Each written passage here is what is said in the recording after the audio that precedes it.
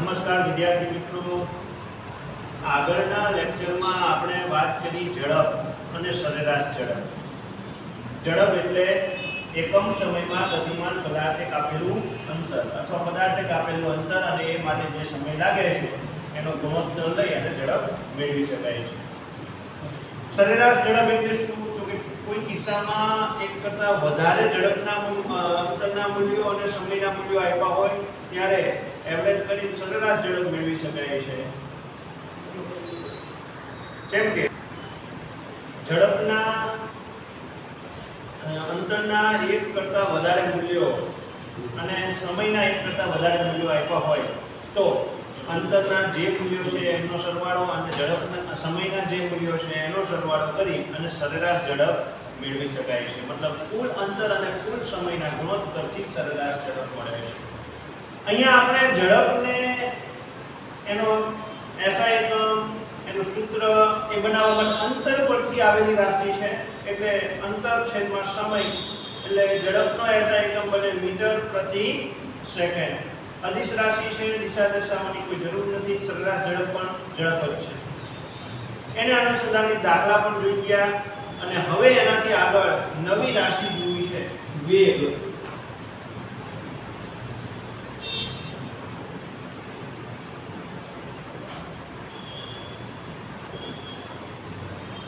પ્રશ્ન આપણો આવો છે વેગ એટલે શું?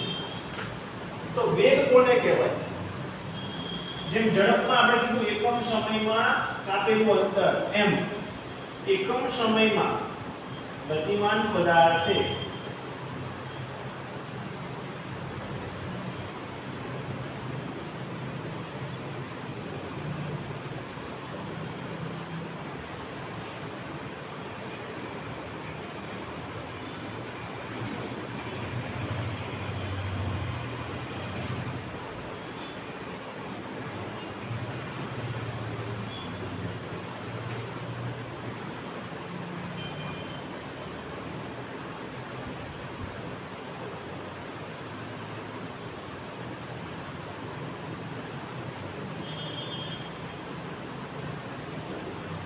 ગતિમાન પદાર્થે એકમ સમયમાં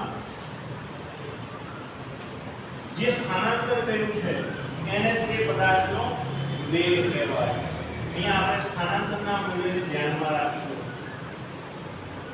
માની લો કે 10 સેકન્ડનો સમય છે, પદાર્થ A બિંદુ પર છે અને 10 સેકન્ડ પછી પદાર્થ B બિંદુ પર આવે છે.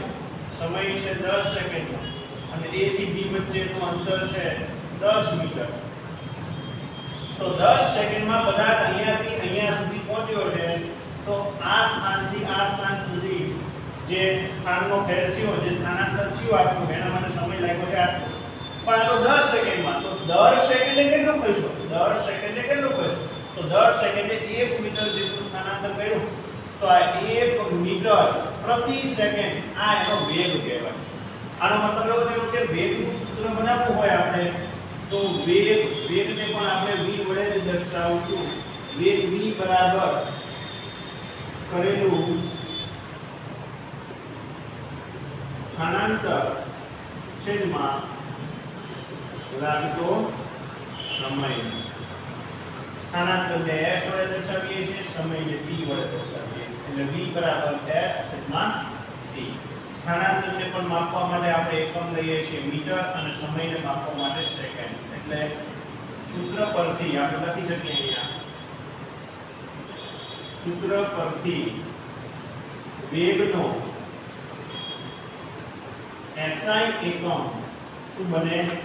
મીટર પ્રતિ સેકન્ડ. અથવા તો બુક પ્રમાણે જોવો તો મીટર ઇન્ટુ સેકન્ડ ઇન્વર્સ.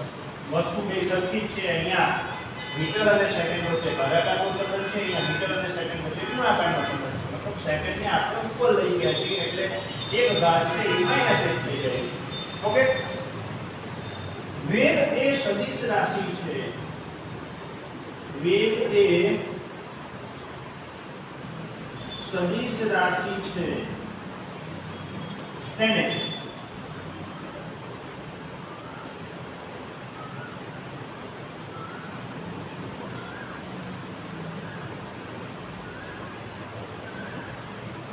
તેને દિશા દર્શાવવી જરૂરી છે, દિશા સાથે સંબંધ છે, કારણ કે ખૂણા પરથી આવેલી સ્થાનાંતર પરથી, અને સ્થાનાંતર એ સદિશ રાશિ છે, તો સ્થાનાંતરનું મૂલ્ય જેમ દિશા સાથે બદલાય દિશા સાથે બદલાશે એમ વેગનું મૂલ્ય બદલાવાનું છે, એટલે વેગ એ પણ સદિશ રાશિ છે.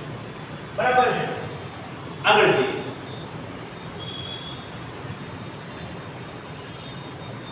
વેગનો એસઆઈ એકમ જોયો અને અન્ય એકમોમાં તમને ખબર છે કિલોમીટર પ્રતિ કલાક, કિલોમીટર પ્રતિ મિનિટ, મીટર પ્રતિ મિનિટ, સેન્ટીમીટર પ્રતિ સેકન્ડ, ઘણા બધા એકમો બનાવી શકાય. ઓકે. ત્યાર પછી આગળ જઈએ સરેરાશ વેગ. જેમ આપણે સરેરાશ ઝડપ જોઈએ એમ સરેરાશ વેગ. સરેરાશ વેગ એટલે શું? હવે એક પણ ખરેખર છે તો વેગ જ. સરેરાશ વેગ કોને કહેવાય? તો એનું વ્યાખ્યા પણ એવી રીતે બને કે ગતિમાન પદાર્થે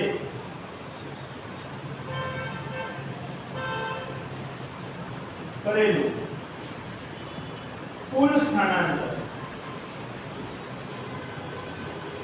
અને તે માટે લાગતા કુલ સમયના ગુણોત્તરને સરેરાશ વેગ કહે છે. જે કુલ સ્થાનાંતર કર્યું છે એ અને કુલ સમય જે લાગ્યો છે એનો ગુણોત્તર એટલે સરેરાશ વેગ. સ્થાનાંતર, કુલ સ્થાનાંતર મળે કેવી રીતે? જે સ્થાનાંતરનો ગાળો છે એને ડેલ્ટા x વડે દર્શાવાય. આ કેવી રીતે મળે? તો કે અંતિમ સ્થાન અને પ્રારંભિક સ્થાન હોય એમાં અંતિમ સ્થાનમાંથી પ્રારંભિક સ્થાન બાદ કરીએ એટલે સ્થાનાંતર મળે. માની લો કે એક સંખ્યા રેખા દર્શાવું છું હું. A બિંદુ, C બિંદુ અને B બિંદુ દર્શાવું છું. માની લો કે આ 10 મીટરનું સ્થાન છે, કોઈ સ્થાન છે ઉપલબ્ધ. પછી 10 સેકન્ડના સમયગાળામાં 10 વાગ્યા અહીંયા હતો. માની લો કે કદાચ 10 વાગ્યા અને 10 મિનિટે કદાચ આ સ્થાન પર હતો. હવે 10 વાગે અને 20 મિનિટે કદાચ 30 મીટરના અંતરે છે. 10 વાગે અને 30 મિનિટે કદાચ 45 મીટરના અંતરે છે. તો એને કુલ સ્થાનાંતર કેટલું કહ્યું? તો કુલ સ્થાનાંતર અંતિમ સ્થાન x2 અને પ્રારંભિક સ્થાન x1. x2 માંથી x1 બાદ કરી દો તો ખબર પડી જાય કે કેટલું સ્થાનાંતર કર્યું? 30 મીટરનું. સમજ પડે? 35 મીટરનું. ઓકે, આપણે 50 કરી દઈએ. હાલો, 40 મીટરનું સ્થાનાંતર કરી દો, ખબર પડી જાય. ઓકે. અંતિમ સ્થાનમાંથી પ્રારંભિક સ્થાન બાદ કરીએ એટલે કેટલું સ્થાનાંતર કર્યું એ ખબર પડી જાય. કેટલો સમય લાગ્યો? તો સમય કેટલો લાગ્યો એને ડેલ્ટા ટી કહેવાય. અંતિમ સમયમાંથી પ્રારંભિક સમય બાદ કરો એટલે ખબર પડી જાય. 10 વાગે ને 10 મિનિટે અહીંયા, 10 વાગે ને 30 મિનિટ અહીંયા. અંતિમ સમય છે 10 ને 30, એમાંથી પ્રારંભિક સમય 10 ને 10 બાદ કરો તો ડેલ્ટા ટી છે એ કેટલો થાય? 20 મિનિટ થાય. કે 20 મિનિટમાં 40 મીટરનું સ્થાનાંતર થયું. તો કુલ સ્થાનાંતર અને કુલ સમય મળી ગયા. હવે કુલ સ્થાનાંતર અને કુલ સમય પરથી શું મળે? સરેરાશ વેગ. કારણ કે સરેરાશ વેગ v નું સૂત્ર છે. સરેરાશ વેગને v વડે દર્શાવાય, કૌંસમાં v વડે દર્શાવાય અને v બાર વડે પણ દર્શાવાય. પણ આપણે જનરલી કેસમાં v વડે દર્શાવશું. ઓકે. સરેરાશ વેગ બરાબર કુલ સ્થાનાંતર છેદમાં કુલ સમય. હવે કુલ સ્થાનાંતર અને કુલ સમય જાણતા હોય તો સરેરાશ વેગ મેળવી શકીએ. સરેરાશ વેગ એ પણ કેવી રાશિ છે? સરેરાશ વેગ એ સદિશ રાશિ, કારણ કે છે તો એક પ્રકારનો વેગ અને એના એસઆઈ એકમ પણ જે વેગના થાય 1 મીટર પ્રતિ સેકન્ડ અને અન્ય ઘણા બધા એકમો છે. ઓકે, તો આ સરેરાશ વેગની વાત થઈ. ત્યાર પછી એનાથી આગળ જોઈએ તો નિયમિત વેગ એટલે શું? નિયમિત વેગ કોને કહેવાય? સમજો.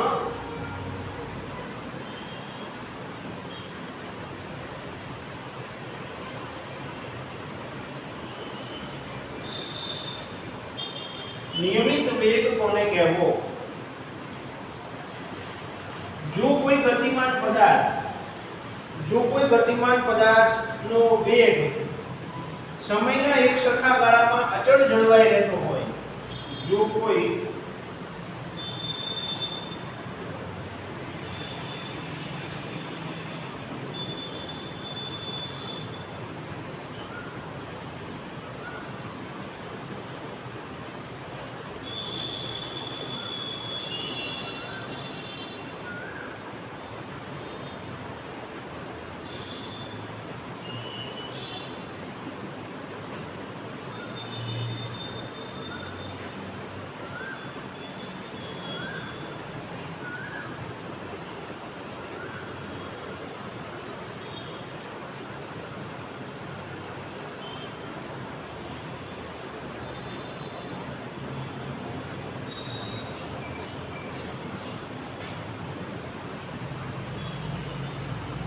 ગતિમાન પદાર્થનો વેગ સમયના એક સરખા ગાળામાં અચળ જળવાઈ રહેતો પદાર્થ નિયમિત વેગથી ગતિ કરે છે એવું કહેવાય. આપણે ઉદાહરણ લઈએ. પદાર્થ છે 1 થી B બિંદુ સુધી જવું છે. B બિંદુ અને C બિંદુ છે વચ્ચે. અહીંયા પહેલી 10 સેકન્ડમાં પદાર્થ 20 મીટર અંતર કાપે છે. બીજી 10 સેકન્ડમાં પદાર્થ 20 મીટર અંતર કાપે છે. ત્રીજી 10 સેકન્ડમાં પદાર્થ 20 મીટર અંતર કાપે છે. તો અહીંયા વેગ કેટલો થાય? 2 મીટર પ્રતિ સેકન્ડ. અહીંયા વેગ કેટલો થાય? 2 મીટર પ્રતિ સેકન્ડ. અહીંયા વેગ કેટલો થાય? 2 મીટર પ્રતિ સેકન્ડ. તો અહીંયા સમયના એક સરખા ગાળામાં પદાર્થનો વેગ કેવો રહેશે? અચળ રહેશે. અચળ એટલે બદલાવું નહીં એવું, નિશ્ચિત. તો આ ઉદાહરણમાં કહી શકાય કે પદાર્થ નિયમિત વેગથી ગતિ કરે છે એવું કહેવાય. નિયમિત વેગથી ગતિ કરતો પદાર્થ બે શરતોનું પાલન કરે છે. નિયમિત વેગથી ગતિ કરતો પદાર્થ બે શરતોનું પાલન કરે છે. એક, ઝડપ અચળ હોવી જોઈએ અને બીજું, વેગની દિશા બદલાવી જોઈએ નહીં. કારણ કે દિશા ન બદલાવી જોઈએ. દિશા બદલાય તો વેગનું મૂલ્ય બદલાઈ જાય. એટલે આ જો બે શરતનું પાલન કરતો હોય તો પદાર્થ નિયમિત વેગથી ગતિ કરે છે એવું કહી શકાય. આ વેગની વાત છે. અચળ ઝડપ મતલબ ઝડપ, વેગનું મૂલ્ય અચળ અને વેગની દિશા બદલાવી જોઈએ નહીં. જો પદાર્થ આ બે શરતોનું પાલન કરતો હોય તો આપણે કહી શકીએ કે પદાર્થ નિયમિત વેગથી ગતિ કરે છે. તો આ વાત થઈ મિત્રો વેગ, સરેરાશ વેગ અને નિયમિત વેગની. જેમ આપણે ઝડપ જોઈ એવી રીતે વેગ છે જે સ્થાનાંતર પરથી આવતી રાશિ છે. એસઆઈ એકમો સરખા થશે. અંતર અને સ્થાનાંતરને આપણે મીટર વડે માપીએ છીએ એટલે. ઓકે, વેગ અને ઝડપમાં તફાવત શું છે? તમને ઘણી વખત બે માર્કમાં આવા તફાવત પૂછાતા હોય છે. તો આપણે વેગ અને ઝડપ વચ્ચેનો તફાવત જોઈએ પહેલા. ચાલો, પછી આપણે દાખલો ગણીએ એને આપણે સમજાવીએ કે વેગ કેવી રીતે મળે છે અને ઝડપ કેવી રીતે મળે છે. બરાબર છે?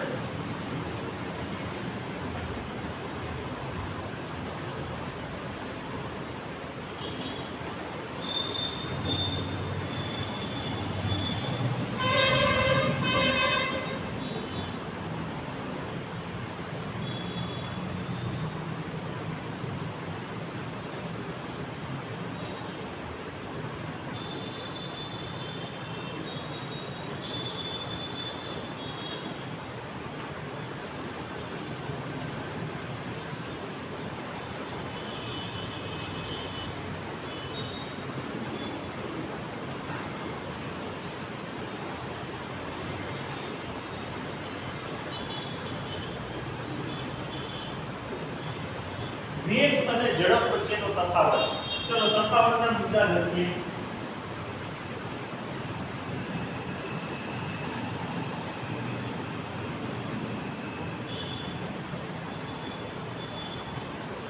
ઝડપ પેલો પોઈન્ટ. વેગ કોને કહેવાય? તો કે એકમ સમયમાં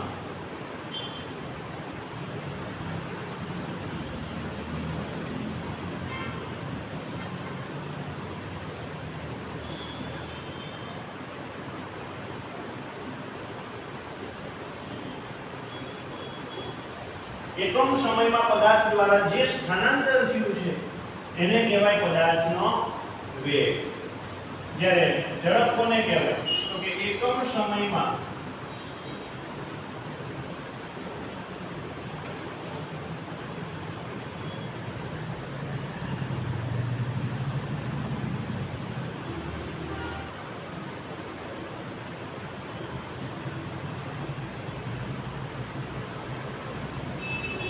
પદાર્થ દ્વારા એકમ સમયમાં જે અંતર કપાણું છે તે અંતરને કહેવાય ઝડપ. ઓકે, બીજો પોઈન્ટ લખીએ.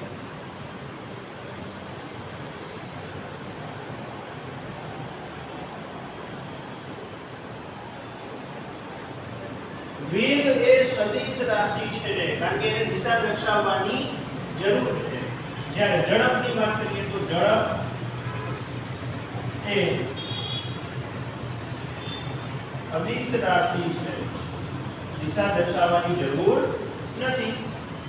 ત્યાર પછી ત્રીજો પદ શું લખી શકાય? સૂત્ર શું બનાવી શકો? વેગનું વેગ બરાબર કરેલું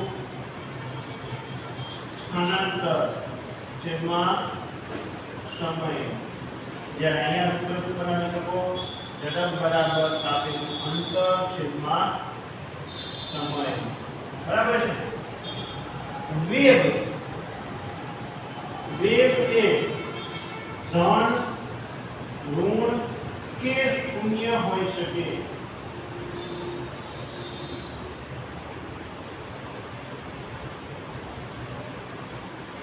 જો વેગનું મૂલ્ય ધન, ઋણ કે શૂન્ય હોઈ શકે. સ્થિર અવસ્થામાં હોય, સ્થાન બદલાતું ન હોય તો સ્થાનાંતર 0 એટલે વેગ 0. વિરુદ્ધ દિશામાં ચાલતો હોય જે મૂળ દિશા છે તો ઋણ મળે અને મૂળ દિશામાં છે તો ધન મળે. જ્યારે ઝડપનું મૂલ્ય ઝડપ એ ધન કે શૂન્ય હોય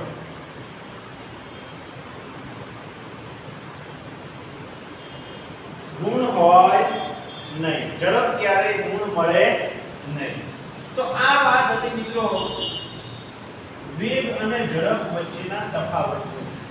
બરાબર છે. આટલા મુદ્દાઓ આપણે લખી શકીએ છીએ.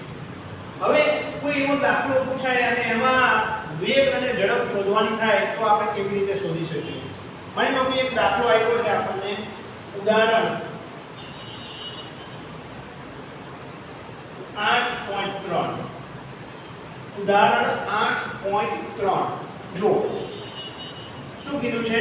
ઉદાહરણની રકમ કંઈક આવી છે કે ઉષા 90 મીટર લંબાઈના એક સ્વિમિંગ પૂલમાં તરે છે. મતલબ સ્વિમિંગ પૂલની લંબાઈ આપી છે. ચલો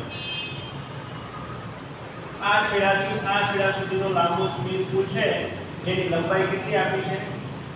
90 મીટર. ઓકે, 90 મીટર લંબાઈના સ્વિમિંગ પૂલ પર તરે છે. સ્વિમિંગ પૂલના એક છેડેથી બીજા છેડે પહોંચે છે અને ત્યાંથી ફરી પાછી બીજા છેડેથી પાછી આવે છે મૂળ છેડે. મતલબ અહીંથી એ તરવાનું ચાલુ કરે છે, અહીંયા સુધી પહોંચે છે અને અહીંથી પાછી આવે છે, અહીંયા પહોંચે છે.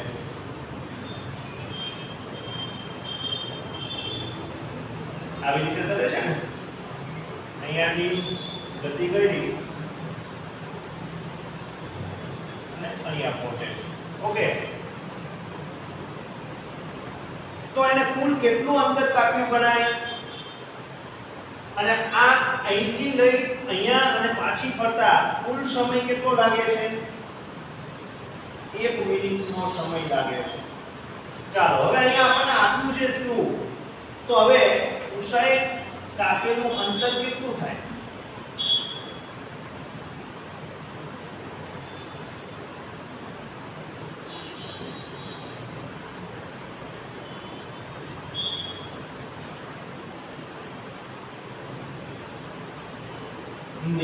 મીટર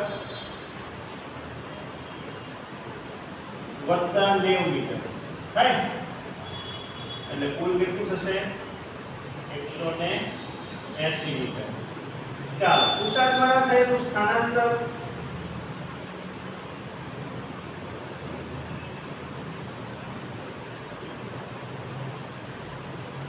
जीरो मीटर શું કામ મૂળ સ્થાને પાછી ફરે છે. મૂળ સ્થાને પાછી આવી જાય તો સ્થાનાંતર થયું જ નથી, સ્થાન બદલાયું જ નથી, એવું કહેવાય સ્થાનાંતર 0. અને આ સ્થાનાંતર અને અંતર માટે એને સમય કેટલો લાગે છે? લાગતો સમય 1 મિનિટ. 1 મિનિટ એટલે સેકન્ડ કેટલી થાય? 60 સેકન્ડનો સમય લાગે છે. બરાબર છે? ચાલો તો હવે સરેરાશ વેગ કેટલો થાય અને સરેરાશ ઝડપ કેટલી થાય આ બે શોધવાનું છે. અહીંયા જોઈએ સરેરાશ ઝડપ શોધીએ પહેલા. ચાલો સરેરાશ ઝડપ બરાબર કુલ અંતર અને કુલ સમય. ચાલો કુલ અંતર કેટલું થયું તો કે 90 આવી અને 90 ગયું 180 મીટર. કુલ સમય કેટલો લાગ્યો 60 સેકન્ડ. મીટર મિનિટ ને શેમાં ફેરવી દે? 60 સેકન્ડમાં ફેરવીશું. જવાબ શું મળ્યો? 3 મીટર પ્રતિ સેકન્ડ. આ મને મળી સરેરાશ ઝડપ. સરેરાશ વેગ કેટલો મળે? સરેરાશ વેગ એટલે કુલ સ્થાનાંતર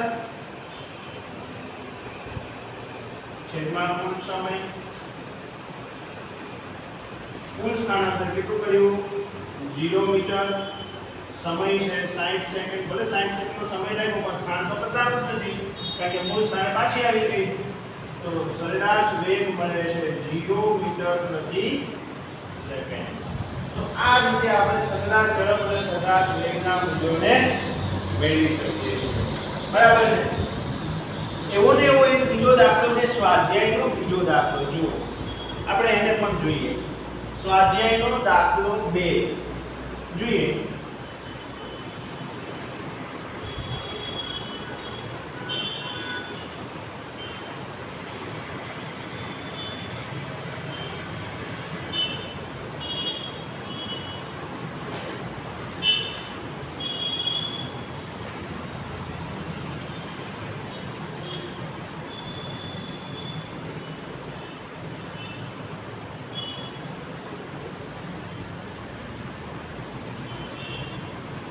સ્વાધ્યાયનો બીજો દાખલો જુઓ. એની રકમ કંઈક આવી છે કે 300 મીટરના સીધા રસ્તા ઉપર જોસેફ નામનો કોઈ વ્યક્તિ છે એ જોગિંગ કરે છે, દોડે છે.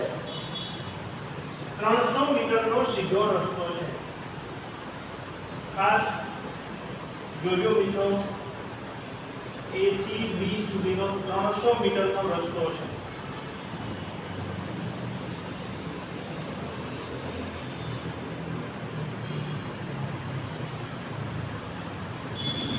અને રસ્તા ઉપર જોસેફ જોગિંગ કરે છે. બરાબર છે?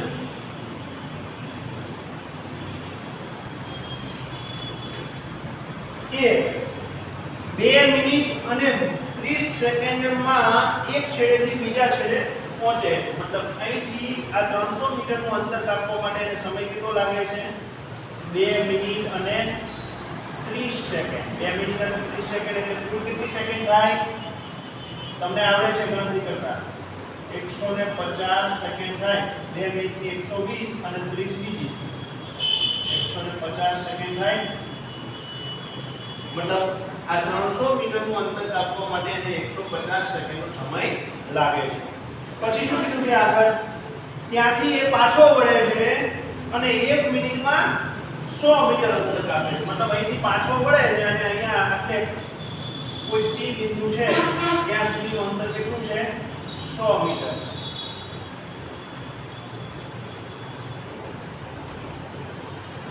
પહેલા એ 300 મીટર આવે છે, અહીંથી ગતિની શરૂઆત કરે છે, અહીંયા પહોંચે છે પછી ત્યાંથી એ પાછો વળે છે અને અહીંયા આવે છે. આ અંતર 100 મીટર છે, બરાબર છે. અને એ પાછા વળવા માટે કેટલો સમય લાગે છે? 1 મિનિટ. 1 મિનિટ એટલે 60 સેકન્ડ સમય લાગે, બરાબર. આટલું રકમમાં આટલું છે. અને એવું કીધું છે કે છેડા A થી B સુધી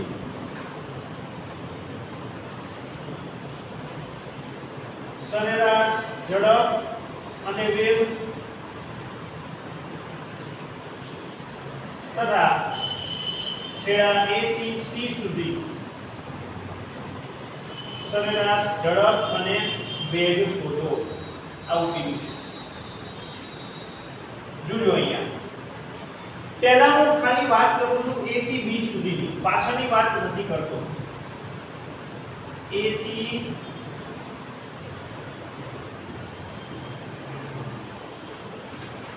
B સુધીની ગતિ માટે માત્ર ને માત્ર હું કઈ વાત કરું છું? A થી B સુધીની ગતિ માટે. ચલો, A થી B સુધીની ગતિ માટે કાપેલું અંતર કેટલું છે? તો કે અંતર છે 300 મીટર. કરેલું સ્થાનાંતર કેટલું થાય? તો કે 300 મીટર થાય. સમય કેટલો લાગે? સમય આપણને ખબર છે, આપી દીધો છે 2 મિનિટ અને 30 સેકન્ડ, મતલબ 150 સેકન્ડનો સમય લાગે. ચાલો, સરેરાશ વેગ શું થાય? પહેલા સરેરાશ ઝડપ લઈએ. સરેરાશ ઝડપ શું થાય? 300 મીટરના છેદમાં 150 સેકન્ડ. તો સરેરાશ ઝડપ મળે 2 મીટર પ્રતિ સેકન્ડ. સરેરાશ વેગ શું મળે? 300 મીટરના છેદમાં 150 મતલબ 2 મીટર પ્રતિ સેકન્ડ. તો અહીંયા મને ઝડપનું મૂલ્ય અને વેગનું મૂલ્ય સરખું મળ્યું અહીંથી અહીં સુધીની ગતિ માટે. હવે હું કઈ વાત કરું છું? A થી C સુધીની ગતિ માટે. A થી C સુધીની ગતિ માટે. ચલો, A થી C સુધીની ગતિ માટે શું થાય છે? કાપેલું અંતર કેટલું? તો આપણે જોઈએ કે A થી B સુધીનું 300 અને B થી C સુધીનું 100 એટલે 300 વત્તા 100 કુલ અંતર કેટલું કાપ્યું? 400 મીટર. સમય કેટલો લાગ્યો?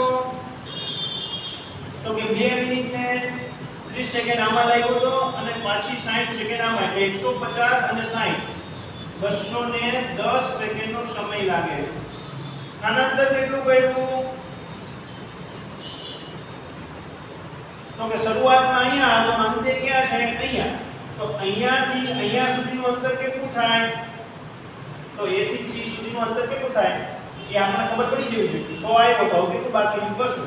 મતલબ A થી C સુધીનું અંતર કેટલું હશે? 200. એટલે સ્થાનાંતર કેટલું કર્યું કહેવાય? તો કે પહેલા અહીંયા હતો, છેલ્લે અહીંયા છે, એ બે વચ્ચેનું અંતર એટલે સ્થાનાંતર 200 મીટરનું સ્થાનાંતર કર્યું. હવે આપણે સરેરાશ ઝડપ શોધીએ. સરેરાશ ઝડપ બરાબર 400 મીટરના છેદમાં 210 સેકન્ડ. શું આવશે જવાબ? એપ્રોક્સિમેટલી 1.90 મીટર પ્રતિ સેકન્ડ આવે છે. 1.90 મીટર પ્રતિ સેકન્ડ શું મળે છે? ઝડપ. વેગ કેટલો મળે છે? સરેરાશ વેગ કેટલો મળે છે? તો કે 200 મીટરના છેદમાં 210 સેકન્ડ. 0 ગયા 20 ના છેદમાં 21.95 મીટર પ્રતિ સેકન્ડનો વેગ મળે છે. તો આ વાત થઈ મિત્રો સરેરાશ વેગ અને સરેરાશ ઝડપ. જો આપણે અંતર અને સ્થાનાંતર કેટલું થાય છે એ જાણી શકીએ અને સમય કેટલો આપ્યો છે એ જાણી શકીએ તો આપણે સરેરાશ વેગ અને સરેરાશ ઝડપ આવી રીતે મેળવી શકીએ છીએ. તો આ વાત હતી મિત્રો સ્વાધ્યાયના દાખલા બીજાની. સમજ પડશે આપણે? ખ્યાલ આવશે? ત્યાર પછી બ્લુ લાઈનના પ્રશ્નો આવ્યા છે કે કઈ પરિસ્થિતિમાં વસ્તુના સરેરાશ વેગ અને સરેરાશ ઝડપના મૂલ્યો સમાન થાય તો કે જો સુરેખ રેખા પર એક જ દિશામાં પદાર્થ ગતિ કરતો હોય તો એ વખતે સરેરાશ વેગ અને સરેરાશ ઝડપના મૂલ્યો કેવા મળે?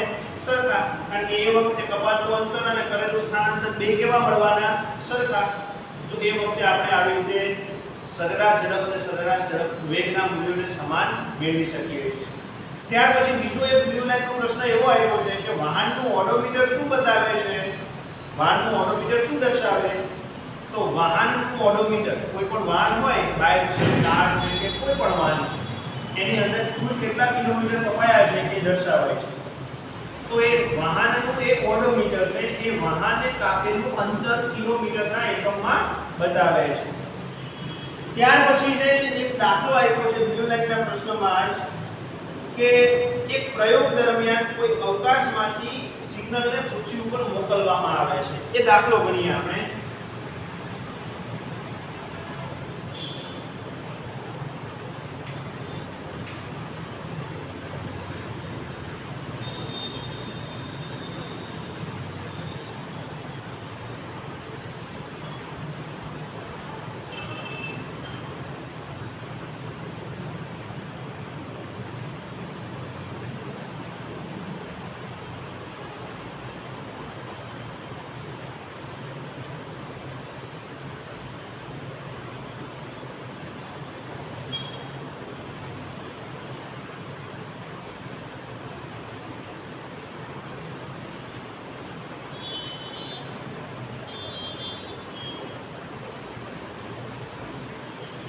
જો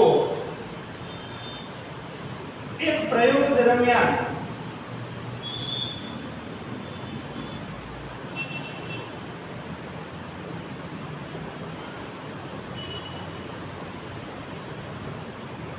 અવકાશમાંથી કોઈ સિગ્નલ છે, આ સિગ્નલને પૃથ્વી ઉપર મોકલવામાં આવે છે. માની લો કે અવકાશનું કોઈ સ્થાન છે અને અહીંયાથી આ સિગ્નલ પૃથ્વી ઉપર પહોંચે છે.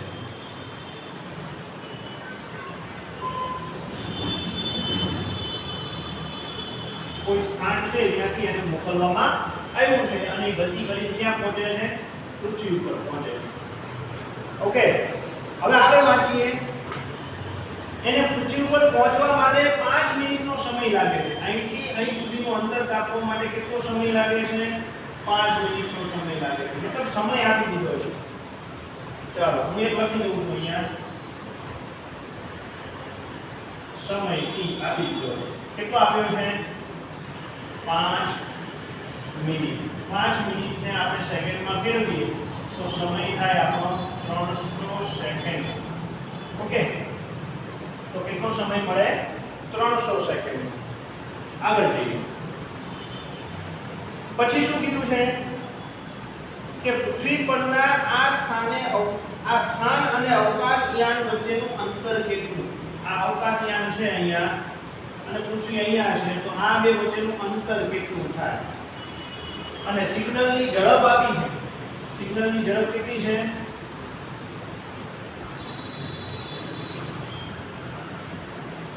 તો આપણે એવું કીધું કે પ્રકાશ જેટલી ઝડપથી ગતિ કરે છે, પ્રકાશ જેટલો એનો વેગ છે, તો પ્રકાશનો વેગ ખબર છે 3 × 10⁸ મીટર પ્રતિ સેકન્ડ છે. મતલબ આટલા વેગથી આવે છે. તો અહીંયા આપણને સમય ઝડપ આપ્યા છે, અંતર મેળવવાનું છે. કોના વચ્ચેનું અંતર મેળવવાનું છે? અવકાશયાન અને પૃથ્વી વચ્ચેનું. ચાલો અંતર આપણે મેળવવું છે. તો આપણી પાસે સૂત્ર આવું છે, ઝડપ બરાબર અંતરના છેદમાં સમય. તો અહીંયા શું કરવું પડશે? સમયને પેલી બાજુ લઈ લો તો ઝડપ સાથે ગુણાકારમાં જશે,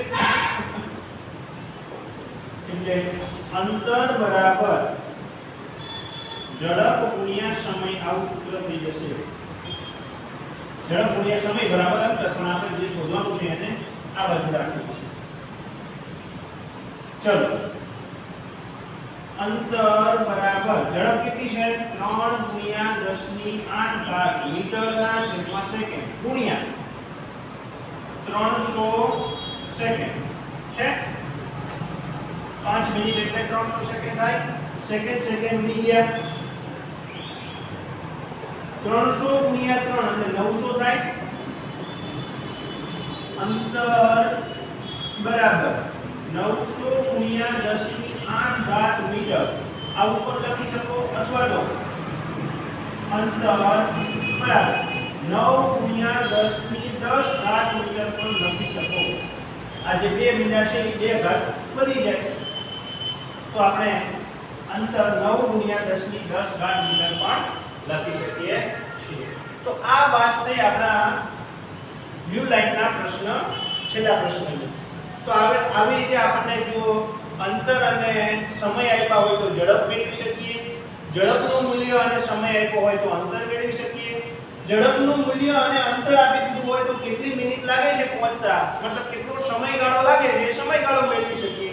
તો આપણે આ સૂત્રનો ઉપયોગ કરી અને કોઈ પણ એક વસ્તુ ખૂટતી હોય તો મેળવી શકીએ છીએ. પણ ખાસ રકમ વાંચી અને આપણને ખબર પડવી જોઈએ કે આપણને શું આપેલું છે અને શું મેળવવાનું છે. બરાબર છે? એકમો પરથી નક્કી કરી શકાય કે શું આપ્યું છે અને શું મેળવવાનું છે. મિનિટ હોય તો સમય જ આપેલો હોય, મીટર પ્રતિ સેકન્ડ હોય તો ઝડપ કે વેગના મૂલ્યો જ આપ્યા હોય, ખાલી મીટર હોય તો અંતરનું મૂલ્ય આપ્યું. ઓકે, અહીંયા સુધી આપણે આજનો લેક્ચર રાખીએ છીએ. હવે જ્યારે નવા લેક્ચરમાં મળશું ત્યારે નવા ટોપિક સાથે એક સ્વાધ્યાયનો દાખલો ગણી અને નવા ટોપિકની શરૂઆત કરશું. આજનો લેક્ચર આપણે અહીંયા સુધી રાખીએ છીએ. બરાબર છે? નમસ્કાર મિત્રો.